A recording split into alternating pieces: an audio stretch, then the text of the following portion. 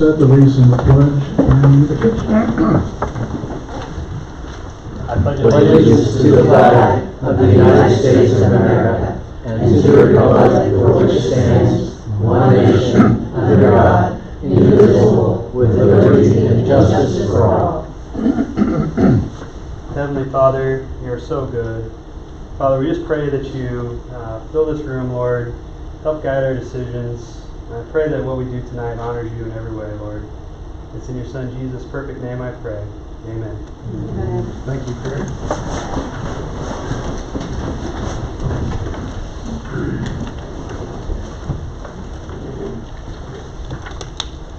Before we make a motion to approve the agenda, I'll just note that we added item 6 as it relates to a grant from the Kansas Department of Parks and Wildlife. And with that, I'll make a motion to approve this evening's agenda. Make a motion to approve the agenda. Okay, we have a motion to approve the agenda from Krista, a second. Second. Aubrey seconds. All those in favor say aye. Aye. Motion carries. Citizen comments, item D. Now? In just a second. Okay. This is the opportunity for those of you that are here to speak for 3 minutes. It's not a discussion. That's good. You get 3 minutes. And we'll sit and listen patiently. So I will open citizen comments. Please come forward. I'll fast. My name is Jeanette Gunnell. I live at 206 Stewart Drive for 31 years.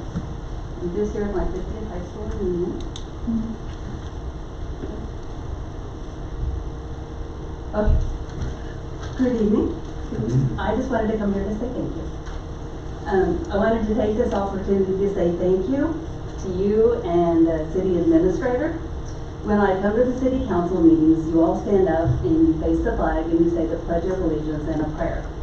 I went to a Board of Education meeting and they turned around and said a Pledge of Allegiance to the flag, but no prayer.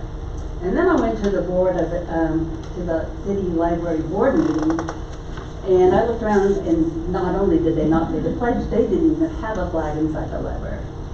So I expressed my concerns to the city administrator and to George Lee, and they were,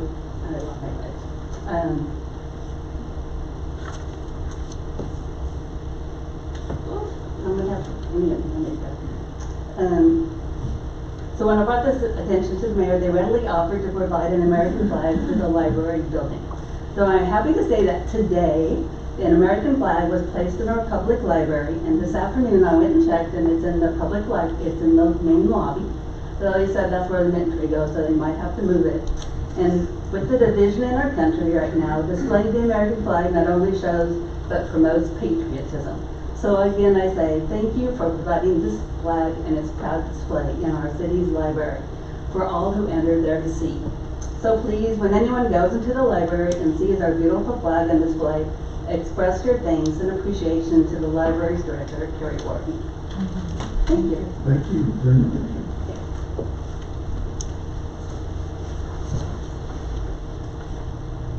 Anyone else? After last week was really nice here in 15. Can we give her 3 more minutes? I love her here. Double time. Probably won't do that because somebody else will want to. I can But probably thank do it you. again, not. That's fine. We're good. Anyone else? If not, we'll move along and close citizen comments. Item E, ex parte question. This time I want to give the council opportunity to declare any conflicts or communication they might have had that might influence their ability to consider our agenda items impartially. I got 2 no's, 4 no's. So we're good on that. No conflicts. Okay.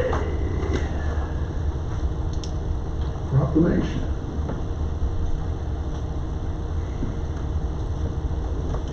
The interesting thing about this is we're declaring the September 19th as Goddard Senior Center Day, but the party for the Goddard Senior Center is the following 25th, which is that a Thursday? Thank you. Roy told me, so I'm on it. So. Anyway, I'm going to go ahead and read this real quick. Whereas the City of Goddard recognizes that older Americans are significant members of our society, investing their wisdom and experience to help enrich, strengthen our community. And whereas the Goddard Senior Center has acted as a catalyst for mobilizing and the creativity, energy, vitality, and commitment of the older residents of the City of Goddard. And whereas through a wide array of services, programs, activities, the Goddard Senior Center is empowering older citizens of Goddard to contribute to their own health and well-being and the health and well-being of their fellow citizens of all ages. Whereas the Goddard Senior Center has been a community partner in ensuring that older adults in our community are able to stay connected, safe, healthy, along with affirming dignity, self-worth, and independence of older persons by facilitating their decisions and activities, tapping their experience, skills, and knowledge, and enabling their continued contributions to our community. Now I therefore, as Mayor George W. Lee, hereby proclaim September 19th, 2025 to be Goddard Senior Center Day in honor of the 1-year anniversary of our local senior center, and call upon the citizens of Goddard to recognize the special contributions of the senior center participants and their special efforts and staff, volunteers, and everyday work enhancing the well-being of all the older citizens of our community. That will be signed this 15th day of September 2025. And then I would invite everybody to come to the senior center on the 25th of September, like 4 o'clock? 4:30 to 6:30, come and go. 4:30 to 6:30 for the big party, so. Cake, charcuterie, All right, there we go. lunch. All right, well, very good. And Karen, since you're kind of representing the senior center, just as one of the board members, I just want to thank you and the board. I know. We didn't know you were proclaiming today. Well, sometimes it's good just to surprise everyone. So. Amanda warned me as I was driving here. There you go. But thank you, and thank the board and everyone for all their efforts this year. Not only for the activities, but also the meals, the delivered meals, and the friendship meals that are taking place in our community. It's been something long needed. So, congratulations and thank you. Thank you to the staff and thank you to the council for their support. We appreciate it. Thank you. Okay. Moving on. Consent agenda. I make a motion that we approve the consent agenda. Prince made a motion to approve the consent agenda. Krista seconds. All those in favor say aye. Aye. We've approved the consent agenda. Moving on, we have unfinished business, new business. 1I.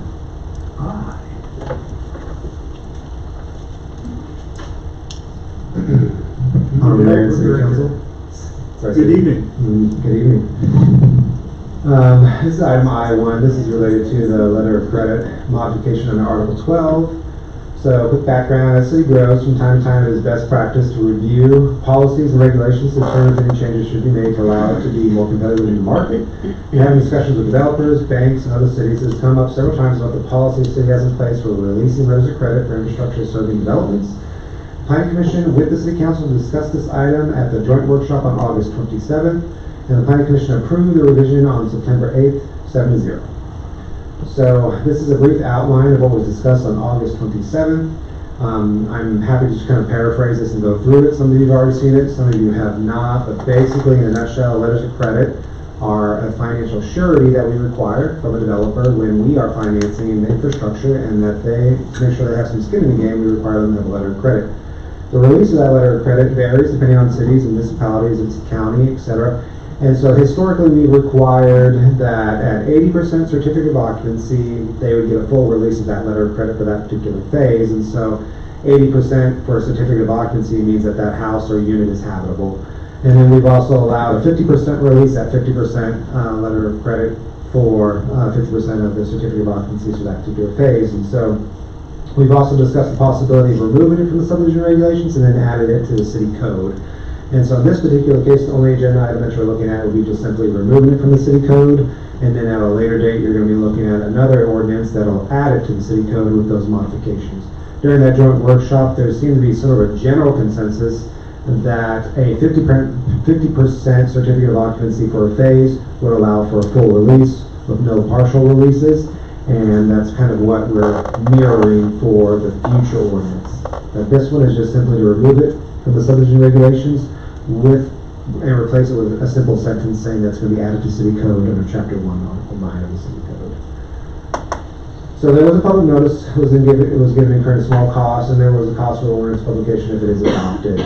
The public hearing was held during the planning commission meeting. Legally, it's approved as a form. It is recommended that the city council both waive the reading of the ordinance and then approve the changes to article 12 of the subdivision regulations as it pertains to the letters of credit. But once again, I'll open this up if you guys have any questions related to that.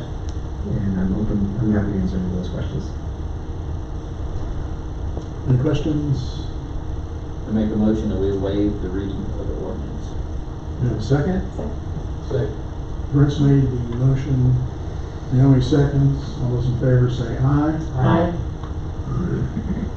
I'll entertain a motion for the approval and we'll do a roll call vote. Make a motion to approve the changes to Article 12 of the subdivision regulations as it pertains to letters of credit.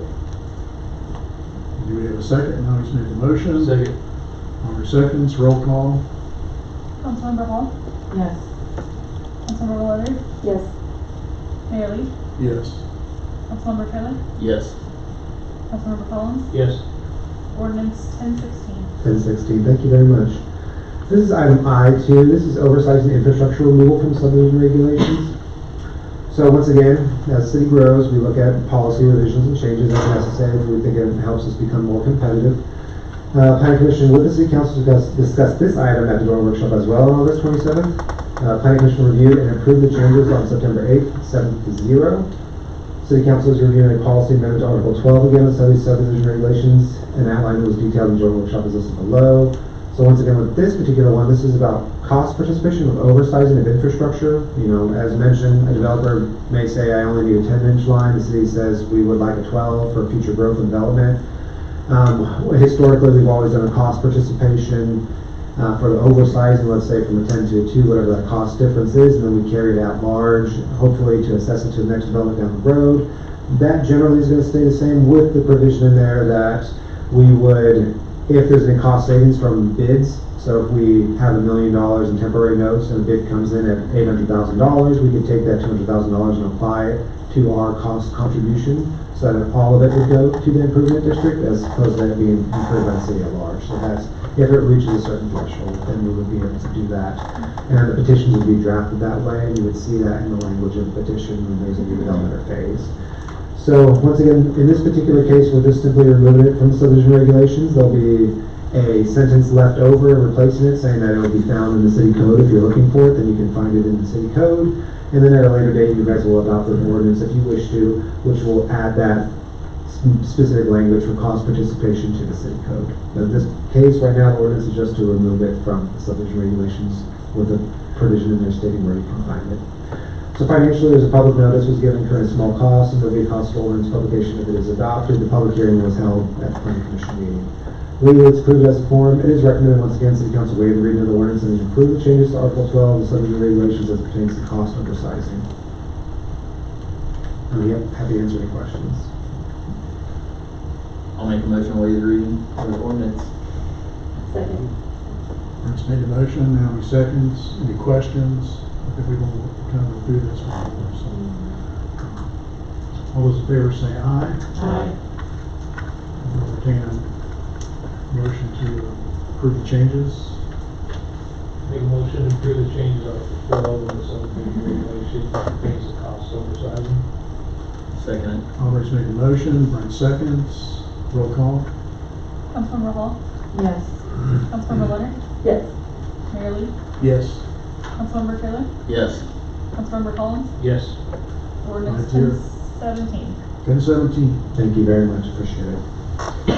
This is item I3. This is the R2 zoning bulk regulation and lot size modifications. So the city has encountered more developments recently wanting to do a mix of single family residential and 2-family residential. When this happens, it is typically the recommendation of the community development director, being myself, to rezone the land to R2 2-family residential, since that zoning classification allows single family and 2-family under the zoning classification. However, in the event the developer would like to do smaller lots that are less than 50 feet wide by 100 feet deep, that triggers a requirement of the variance to amend the lot sizes and bulk regulations. The discussions with developers with modified setbacks has come up, and it would be possible to change the lot setbacks to allow duplex to straddle the lot line with a 5-foot separation between one duplex and its neighbor. You call that a zero lot line, where you have a development, or you have a house or a duplex or any type of land use that's straddling the property line. Since the discussion of mixed-use land use has come up several times, the city has drafted a modification to R2. Two-family residential allows smaller lots and setbacks for all acceptable land uses within the R2 classification. Planning Commission has reviewed this and approved it 7-0 on the September 8th meeting. The City Council is reviewing that policy change today for the R2 two-family residential, and you can see it over here that we would have minimum lot area 4,000 square feet. All permitted uses would be 40 feet for lot width and then 100 foot for the depth. Bulk regulations maximum height would be 45, front yard would be 20, and then it can drop to 15 unless you're going to actually have if you have a corner lot, you'd have 20 on each side abutting the street, except on the corner lot you could have 15 unless you're putting your driveway on that side, then it'd have to be 20. Minimum side yard would be put 0, however a building must maintain a 5-foot separation from its neighboring building unless approved by a variance. Exceptions will be for those buildings that have approved lots, but minimum rear yard would be 11.5. Maximum lot coverage, a building may occupy all that space not required by the setback. So that allows you to build everything on that area that's not required by the yard space that's for setbacks or front, rear, or side. Financially, public notice was given for a small cost. Will be a cost for ordinance publication if it is adopted. Legally, it's approved as a form. It is recommended that you both 1, waive the reading of the ordinance, and 2, approve the ordinance changing the language of Article 4.105C through D with voice plus roll call. So, if you have any questions about this one, feel free to ask, and I'm happy to answer it. You know, I was in Jenks, Oklahoma, visiting my son this weekend, and never really paid that much attention to, in the nice neighborhood that he lives in, how close the houses are together. But after looking at some of these things, I think there's, between his house and his neighbor's house is about 6 feet on the one side. So, I mean, you just don't notice it once things build up and the trees grow up and everything. So, and these are minimums, not maximums. So, but it's amazing what you start paying attention to when you look at some of these things. So, that's my only comment. Anybody have any questions? I waive the reading of the ordinance. Make a motion. You did a nice job of doing the waiting. Second. Fritz made the motion, Krista seconds. All those in favor say aye. Aye. I make a motion to approve the ordinance to the language of Article 4.105, see that reading. Nobody's made a motion to approve the ordinance. Do we have a second? Second. Maybe seconds. Roll call. Councilmember Hall, Yes. Councilmember Leonard, Yes. Mayor Lee, Yes. Councilmember Taylor, Yes. Councilmember Collins, Yes. ordinance 1018. 1018. Thank you very much for sharing. Good job, Micah. Oh, thank you.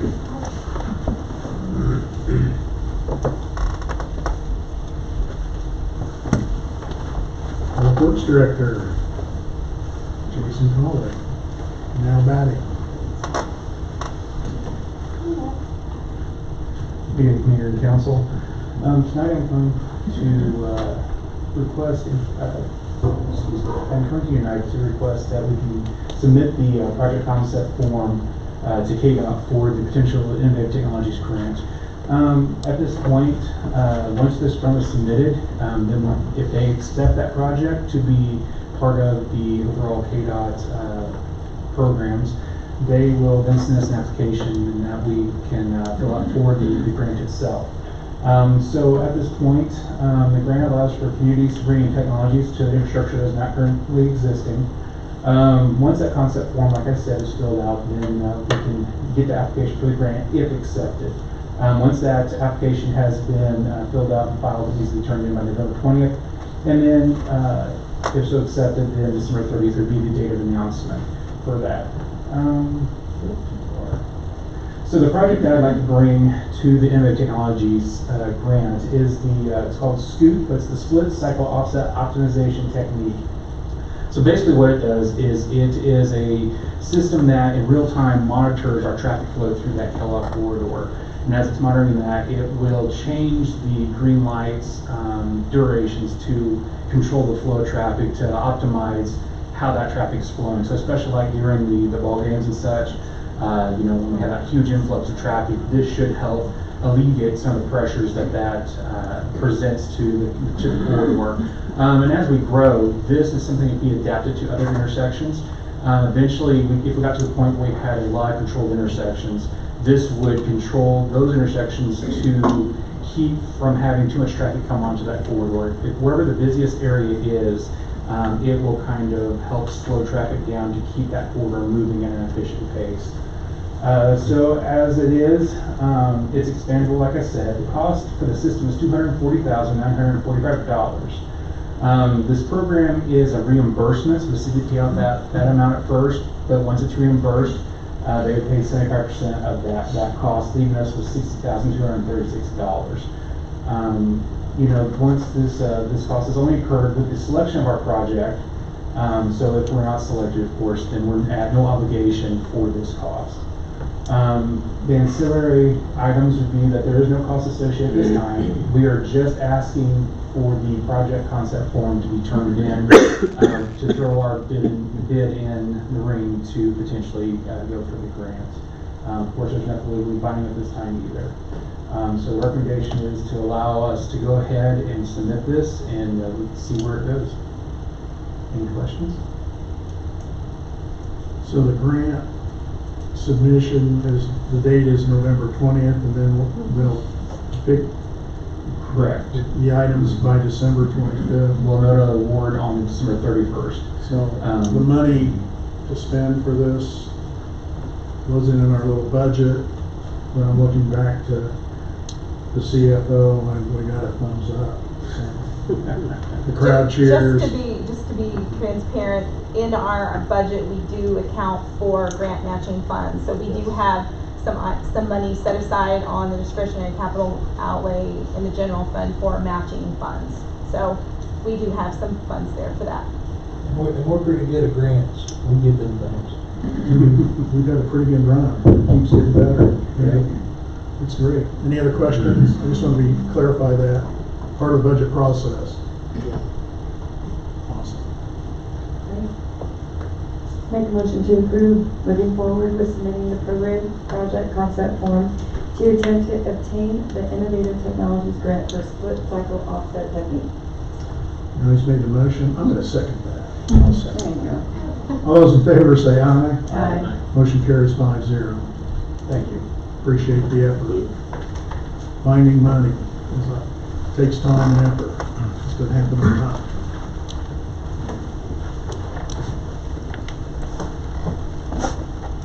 Good evening, Council. This item is for interim HR services. In case you guys weren't aware, I will be leaving for a few months. And they think that they need somebody to fill in for me. So, What's wrong with you? nothing wrong. Let's just keep things moving. So during the May 5th, 2025 council meeting, we requested an RFP to hire an HR firm to come in and kind of audit all of our systems. That RFP was awarded to McGrath Human Resources Group to assist the city in making updates to the city staff organization. These updates included organization chart, job descriptions, onboarding processes for new employees, and our current performance evaluation systems. During this process, the McGrath representative offered an interim service of an experienced HR director to fill in during my leave of absence. Melena with McGrath connected us with a contract worker with McGrath that actually lives here in Kansas. We discussed a 3-month interim HR position with us. Her name is Lisa. She would be on and off-site human resource service during my maternity leave. The expected time frame is about November 1st to February 1st. That, again, can fluctuate. So the proposal for work includes working with city staff to implement the recommendations from the McGrath's audit. As I said, we did award them our RFP to audit our whole system. So we're kind of hoping she can come in and kind of start implementing some of those changes while I'm gone, since we're expecting all those changes around the time that I will be leaving. She will also assist city staff on matters related to human resources, provide on-site services a minimum of 1 day per week, other days to be determined between city administrator and Lisa herself. So costs, she would be a contractor consultant. She would be paid monthly per hour. Her hourly rate is going to be $125 for on and off-site work. It's $50 per visit to the city. If she felt like she needed to stay overnight, we would be paying lodging and dinners. And Brian Peck, or I'm not sure who looked this over, but our attorneys have looked over this contract and it has been approved as form. Any questions? Any valid questions? It is recommended that the City Council approve the execution of the professional proposal for interim human resource services. Mayor, I just might add, if you don't mind, Go right ahead. we'll keep a kind of an eye on the needs as things evolve. One of the nice things about it being hourly is we can kind of turn the dial if we need more or less. If we're fully staffed and things are going well, we don't have new people on board and stuff like that, no disciplinary issues, it's pretty calm, and there may not be a lot other than just kind of the regular stuff that comes up, you know, on a monthly basis. And we've kind of divvied out payroll work, the city clerk side of Sarah's function. She does do 2 positions.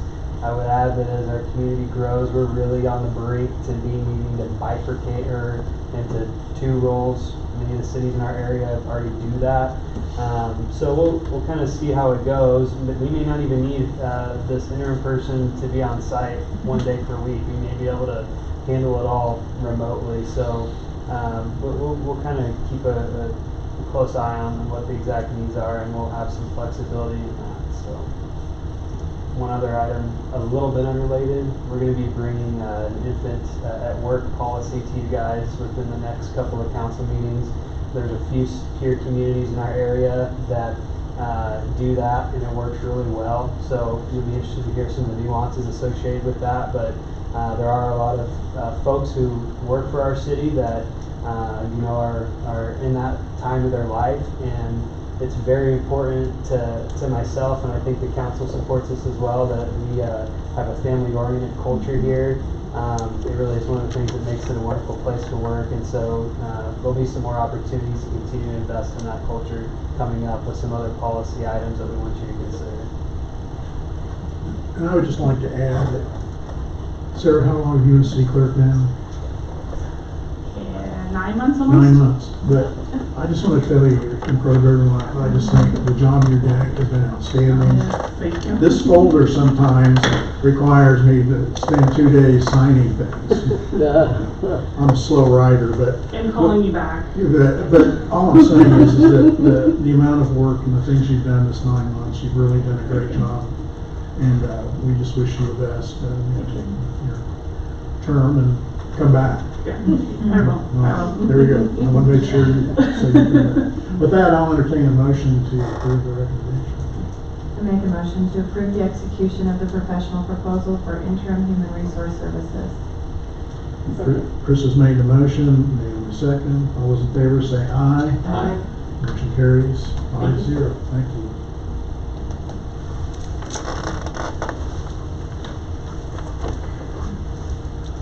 City Administrator, item 6. Good news. Yes, good news is always fun to share. So, Honorable Mayor, City Council, it's my pleasure to present this item to you. So, around this time last year, we applied for a grant, federal program, which are very competitive and difficult to acquire. It's through the Land and Water Conservation Fund with the National Park Service, and it's administered at the state level by the Kansas Department of Wildlife and Parks. So, as you guys have looked at the North Park design and stuff, you know, we've been working through the many steps of that big generational project for the last 2 years, and you've seen that we kind of whittled things down to what we call a Phase 1A and 1B. Back when we submitted this grant application, we were calling Phase 1B Phase 2 at the time, so just want to make sure that when we use those interchangeably, we understand what we're talking about. But Phase 1B is the area that's in the northeast corner of the park. I'm going to show you here. This is a little difficult and on the eyes, so bear with me. If you follow my laser here, this is 183rd Street over here. This is Maple Street over here. This is the existing big old red barn over there. this doesn't exist anymore. We raised that structure last year. Here's like the 9-acre pond that's back there.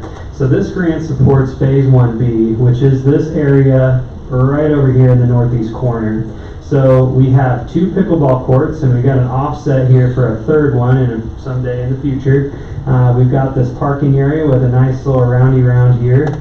Maybe we'll put that mayor statue he's been talking about here in the center of it. This structure here will be raised. There's going to be a nice little shade element right here with some a vestibule that goes into the big dog side of the dog park and the small dog side of the dog park. And one of the things that helped us acquire this grant is the significant community engagement process that we undertook with our community for about a year in 2024. And the 2 highest ranked things during that process were the dog parks and the pickleball courts. So that's what this will fund. It is a, let's see, $440,000 grant. It's a dollar for dollar match. So that estimated cost for that phase 2 or phase 1B is $884,000. You know, we're kind of in the $5 million-ish range for the North Park itself. So $440,000 is a pretty good piece of that puzzle that we're very excited about. I would also share that we've been working really hard to try to identify some naming rights partners and other sponsorship partners to continue to kind of offset the cost. So the nice thing is we have some timing flexibility with all of those types of things. I mean, we have temporary note 2025-3. It'll be open until 2029. So the goal would be we want to have a naming rights partner within a few weeks in a perfect world, but if it takes some time, you know, in my opinion, we have until we transition that temporary note to permanent finance to find additional sponsorship opportunities for naming rights and stuff of that nature. We would simply take that money and help pay down the temporary note when we transition it to permanent finance. So this grant is federal, so it is going to be quite cumbersome with the reporting. I'm gonna get with our city attorney and kind of make sure that there's no landmines that we need to be too worried about. The last thing you want is that you get to celebrate and get the money, and then you don't dot an I and you got to pay some of it back. So we don't want to run into any of those kinds of issues. And it's possible that we might look at an addendum with our architectural design team to help us manage the grant itself. That's a common service that those types of groups can provide, and some of them may even be familiar with this program. So anytime we can stretch our neighbors' hard-earned tax dollars further, it's a big win for us. So we're excited. We've been praying about this one for a long time, and here it is. So all glory to Him. We're very excited about it. Any questions, I'd be happy to answer. Thank you. Good news. Somebody's got to explain that to my wife.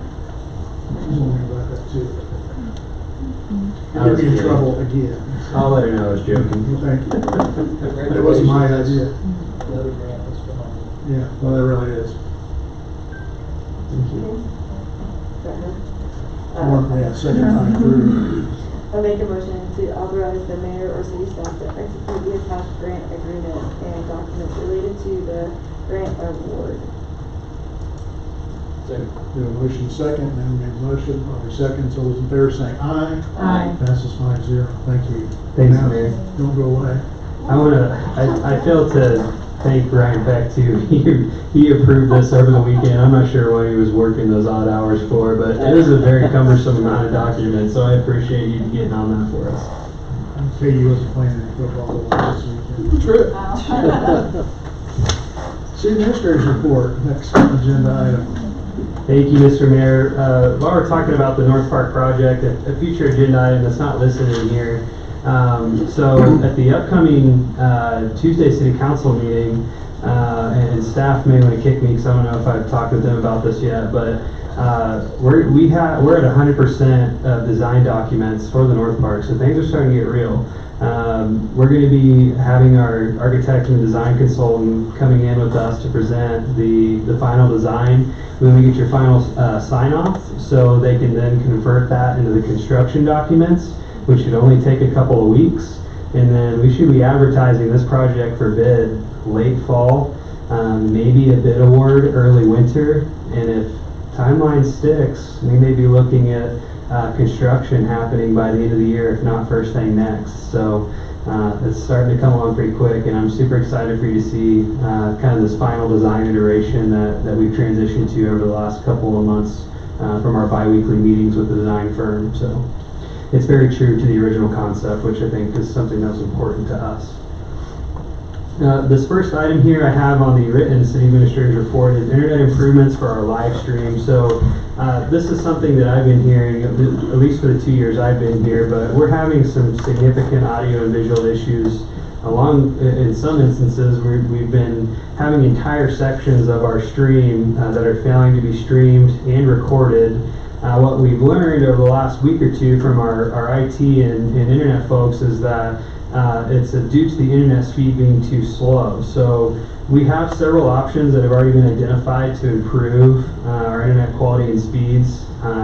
We actually have a company that has fiber in a vault behind our building, and it's not a company we are currently using. So there's some competitive pricing there to improve the quality and speed, and plus be on fiber. So that seems like it's the primary reason that we're having issues. So we kind of want to address that first before we start replacing cameras and microphones and computer equipment and stuff back there. So the team here has been working on getting the proposals together and stuff like that, but I think we'll have an agenda item to you guys in the next 1 to 2 council meetings to look at improving the internet here at City Hall. And there'll be lots of other direct benefits of that too, exclusive of making the stream more clear and those types of things. But I think it's important for our transparency, which is something we've heard from our community. 3rd Street Road construction from Walnut to Main. So staff, specifically Tina and Jason, shared with me that the geogrid and rock base are down. Concrete drives and curb are being removed today, and there's plans to form and pour over the next week or two.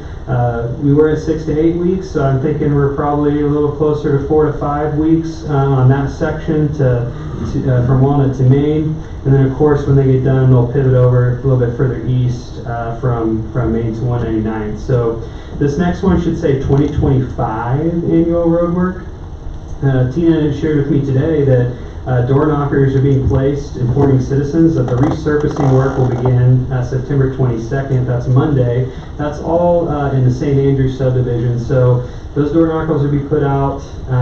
We've had a sign in front of the entrance there saying the road improvements are coming for a couple of weeks now. And then we also have been communicating with their HOA president. I think they have a little Facebook page for the people that live there so they can communicate things out that way as well. Public Works Facility Project, the design build part 1 contract was awarded to Hutton. We're meeting now bi-weekly. They're into full design. I anticipate that the part 2 contract, which Ryan has already approved a form for the actual construction services, will be in front of you guys maybe at the next council meeting, if not sometime in October. There again, we're hoping that we're building that one by the end of the year too. Water looping project, Harlan is continuing to gather data in the field on the design. It's possible that within the next few council meetings, we're going to be putting some easement acquisition documentation in front of you guys because there'll be some costs associated with that. But those costs were factored into the temp note that we issued. So there's easement that has to be bought to put these water lines in the ground in certain locations. We're trying to kind of be a little early on that. That way it's not a holdup when we're actually ready to build the project. We want to make sure we own the property by then. McGrath Human Resources Consulting. So the next big thing is right now we're working through formatting the new job descriptions, and then on October 20th they'll be back to train us on our new performance evaluation system. We had a great workshop with them a few weeks ago, all of our leadership team kind of talking about what we'd like to see in our performance eval system. 3rd Street Water Main Project, man, I'm so proud of the work those guys are doing. They've been working several times overnight to try to limit the inconvenience to our citizens. I think that's real special care to be willing to do that and put in that overtime. So there's some crossings that have to occur over there. That way we can get the old main out from underneath the pavement, because new pavement will be going over soon. They've got a couple of crossings left, so hopefully within a few more weeks they'll be done with those crossings. That way, we're just having to put new main in running parallel with the new street, and it's up in the right of way in the yard, not under our new road. So that was a big project for them to tackle in-house, so we're happy for it. North Park, I gave you the update on that. SCADA system's progressing nicely. Hawkins Lane, been really pressing the engineer for an advertising date, so we're really trying to stick with Tanganyika Wildlife Park's season schedule, so we can, as soon as they close, we're shovels in the ground and we're done with that project by the time they open. So we should be advertising for bid very soon. Goddard Galleria, we got a construction start date in October. The Rural Water District pump station, I got a real beautiful photo of that project progress. If you drive by over there, you can go see it off 167th near the Prairie Sunset Trail. City Fall cleanup date and Sedgwick County hazardous waste. Same time, same date, 2 different locations. So make sure you read that real closely. Don't bring any paint or batteries to the city cleanup day. Take those to Pathway Church, where we're having the Sedgwick County hazardous waste dump. Fall Fest is on October 10th to the 12th. What a big celebration in our community. We're super excited about that. The carnival is coming back, there's so much more to come to. A lot of new stuff as well that Danny's worked with the committee on putting together. We finalized the Main Street Market season yesterday. I want to personally extend thanks to our committee, Keaton Fish, Jessica Meyer, and Amanda White, who made this market a success. Really appreciate the work and time and effort and volunteership from those folks who do it for free. And then also just a special word of gratitude to our community engagement director, Danny. She started right before our first market event of the season, and she's led with remarkable vision and dedication. We're super impressed with the way she's performed on those. I think they've been awesome events, and it's so fun to see our community out enjoying one another and celebrating each other too. We do have the Goddard Main Street workshop coming up from noon to 1 p.m. On September 18th. We're going to talk about Kansas Main Street and the Main Street approach. We have a couple events that the Our Community Chamber is hosting that are coming up, where you can get to know the city council candidates. There's 2 of those left, and then there's a couple of upcoming agenda items for you guys to peruse. With that, I'd be glad to take any questions.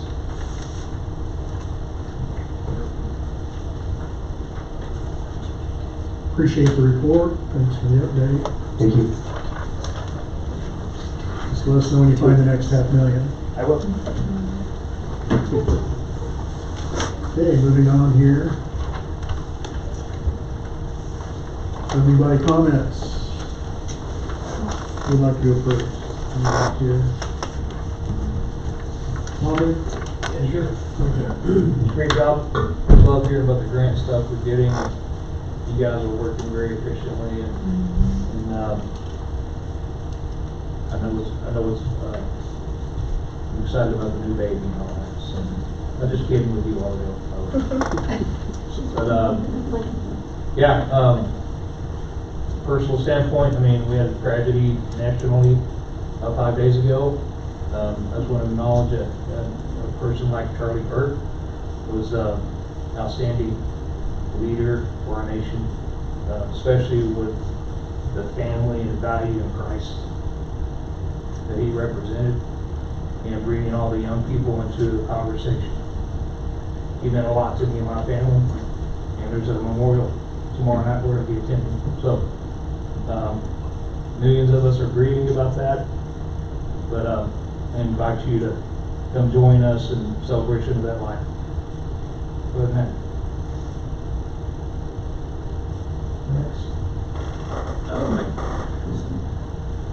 Been on vacation.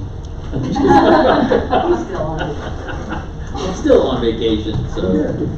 Always good to get rid Right, it is. I don't have nothing to say.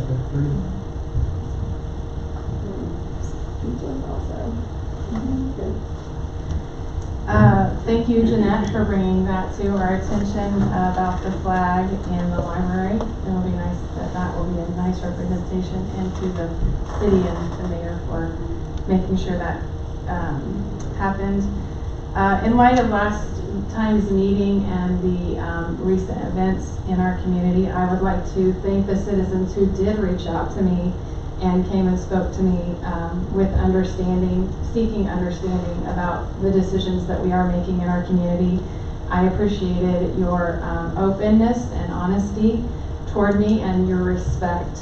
And I pray that going forward we will be able to continue having good, strong dialogue, and that we would continue to honor each other.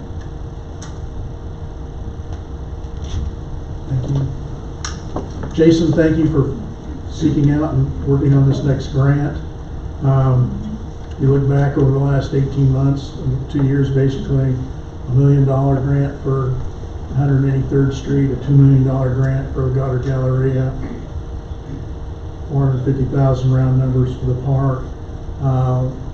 Those things don't happen overnight. It takes time, energy, and effort, and we've been very fortunate in that regard. Thank you for all those efforts. Look forward to getting another grant. Yeah. We can just keep praying hard. I would echo, Aubrey, what you said. It's been a very troubling week for me personally. Brings back memories from the 60s when I was a young child. It's just always, it's painful as a country, no matter what your politics are, to have something like this happen. And I just pray that our country can pull together and be a better country because of it. But I think we all more than suffer as a country when things like this happen. So, but we will press on and we move forward, and we trust. You know, as Reagan always said, our better days are ahead of us. Our country is that shining city on a hill. We're the last best hope of this world, and there isn't any place else I would rather live, and I'd rather be than be a citizen of the United States of America. With that, I'll entertain a motion to adjourn. Motion to adjourn. Hunter makes a motion. And second. Krista seconds. All those in favor say aye. We're adjourned. Thank you very much.